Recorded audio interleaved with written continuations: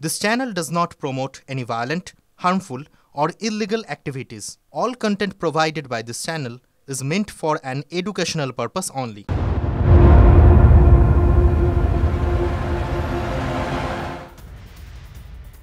অন্যদিকে অবস্থান তুললেও আন্দোলনে কিন্তু অনড় রয়েছেন জুনিয়র ডাক্তাররা। ধর্ণা মঞ্চ থেকে আপনারা জানেন আজ সিজিও কমপ্লেক্সের দিকে তাদের মিছিল। বিচারের দাবিতে সিবিআই এর ওপর এবার চাপ আন্দোলনকারীদের। মাসকট স্পিন কন্ট্রোল ল্যাবের পরীক্ষায় এটি প্রমাণিত। কেয়াসেট আলোপেক্স পেন্টা অ্যাক্টিভ নতুন চুল গজাতে সাহায্য করে, চুল পড়া বন্ধ করে। Keya Seth Alopex penta active 10 hair fall প্রবলেমের একমাত্র সলিউশন।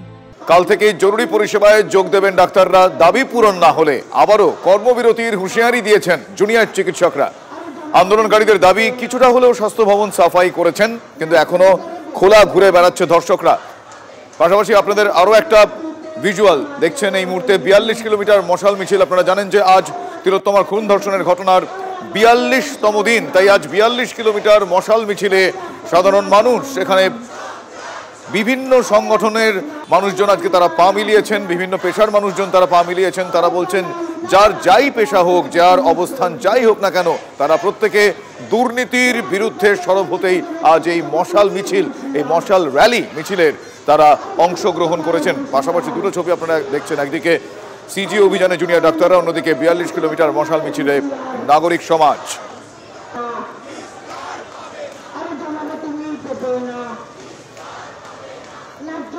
সিবিআইকে চাইছি যাতে খুব দ্রুত এই মামলার নিষ্পত্তি হয় এবং যে বা যারা দোষী তাদেরকে ধরা যায়, কারণ অনেক ধর্ষকেরা এখনো বাইরে নির্বিচারে ঘুরে বেড়াচ্ছে এবং এইরকম অপকর্ম করে বেড়াচ্ছে। তাদের এবারে একটু ভাবার সময় এসেছে, এইসব কাজ করে পার পাওয়া যাবে না। আপনারা শুনলেন আজকে কিঞ্জল নন্দ, চিকিৎসক কিঞ্জল নন্দ, তিনি কিন্তু স্পষ্টতই বলছেন যে যতক্ষণ না তাদের দাবি দেওয়া পূরণ হচ্ছে তারা আন্দোলনে অনড় থাকবেন। কিন্তু কর্মবিরতি তারা তুলে নিলেন এবং স্পেসিফিক্যালি তারা বলছেন যে এখনো প্রকাশ্যে বেশ কিছু ধর্ষক ঘুরে বেড়াচ্ছে, তাদের বিরুদ্ধে ব্যবস্থা নিতে হবে। স্বাস্থ্যক্ষেত্রে ঘুঘুর ভাষা ভাঙতে হবে। তাদের 5 দফা দাবিতে তারা অনড় রয়েছেন। সেই দাবি পূরণ এবং এর পরবর্তীকালীন দাবিও পূরণে যদি সময় মতো তা পূরণ না হয় তাহলে আবারও কর্মবিরতির হুঁশিয়ারি দিয়েছেন ডাক্তাররা। আজ সিজিও কমপ্লেক্স পর্যন্ত তাদের সেই মিছিল ইতিমধ্যেই এগিয়ে চলেছে। অন্যদিকে 42 কিলোমিটার মশাল মিছিলে নাগরিক সমাজ, তারা বলছেন যে কোনো একটা ঘটনা নয়, এই ঘটনা সামনে এনেছে অনেক দুর্নীতির, অনেক কুকর্মের, কিন্তু তারা সার্বিকভাবে দুর্নীতির বিরুদ্ধে তাদের এই প্রতিবাদ জানাচ্ছেন। মশাল হাতে আজ এই মিছিল নাগরিক সমাজের। হাইল্যান্ড পার্ক থেকে শুরু হয়েছে মিছিল পায়ে পায়ে এগিয়ে চলেছে শ্যামবাজারের দিকে। একটা অংশ থেকে যতই চেষ্টা করা হোক যে ডাক্তারদের সঙ্গে জনসাধারণের বিরোধ তৈরি করার জন্যে শাসক দলের বিভিন্ন নেতা, এমপি, এমএলএ চেষ্টা করেছেন, কিন্তু তাদের এই সমস্ত চক্রান্তকে তারা দূরে ছুঁড়ে ফেলে দিয়ে সাধারণ মানুষ এবং চিকিৎসকদের এই আন্দোলন এটা চলবে যতদিন তিলোত্তমার বিচার শেষ না হয়। যে মিছিল, সেই মিছিলে যত সংখ্যায় ডাক্তাররা আছেন প্রায় তত সংখ্যায় সাধারণ মানুষ আছেন। তো জনসমর্থন কমছে, এটা যদি সরকার ভেবে থাকে সরকার ভুল করছে। আন্দোলনের যে প্রতিশ্রুতিগুলোকে মেনে আজকে ওরা অবস্থান থেকে উঠলো, সেই প্রতিশ্রুতিগুলোকে যদি রক্ষা করা না হয় তাহলে প্রশাসনকে আরো বড় কিছু দেখতে হবে। অন্যদিকে আজকে এই মিছিলে অনেক চেনা মুখ, যাদেরকে জনপ্রিয় বলা হয়, সেলিব্রিটি বলা হয়, সেরকম বেশ কিছু মানুষজন তারা আজকে এসেছিলেন। তারা বলছেন যে না, আজ তারা কোন পেশার সঙ্গে যুক্ত সে কারণে তারা আসেননি, তারা সার্বিকভাবে গোটা বিষয়টা এবং দুর্নীতির প্রতিবাদ জানাতে আজকে পায়ে পায়ে এগিয়ে চলেছেন।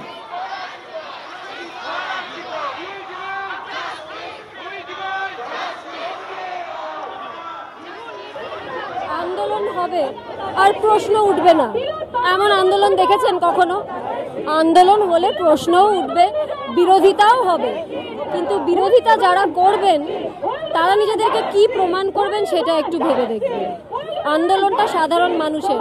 আমি at the end of the day একদম সাধারণ একজন মানুষ, আমার হাতে কোনো এক্সট্রা পাওয়ার নেই, একদম সাধারণ একজন মানুষ এবং আমি জেড গ্রেডের অভিনেত্রী, জেড গ্রেডের একজন অভিনেত্রী না হিসেবেও ধরতে পারেন।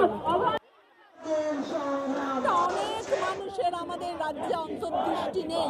তারা চোখে দেখতে পায়, পরিষ্কার চশমাও লাগে না তাদের, কিন্তু তাদের অন্তর্দৃষ্টি নেই। তারা আসলে চোখের চক্ষু দৃষ্টি হারিয়েছেন, তাই তারা এতটাই নিমজ্জিত দুর্নীতিতে, তাই তারা সত্যি কথাটা বলতে পারেনি, সত্য দেখতে পারেনি। এই আক্রমণ করে, পরোক্ষভাবে প্রত্যক্ষভাবে আক্রমণ করে আক্রমণকারীরা বুঝতে পেরেছেন যে এটা থামানো যাবে না। জনগণের ভেতর থেকে যে প্রতিবাদ উঠেছে, জনগণের ভেতর থেকে যে জাগরণ উঠেছে, সেই জাগরণ যতক্ষণ না জাস্টিস পাচ্ছে, যতক্ষণ না দুর্নীতি দমন হচ্ছে, যতক্ষণ না পরিষ্কার হচ্ছে, ততক্ষণ এটা থামবে না।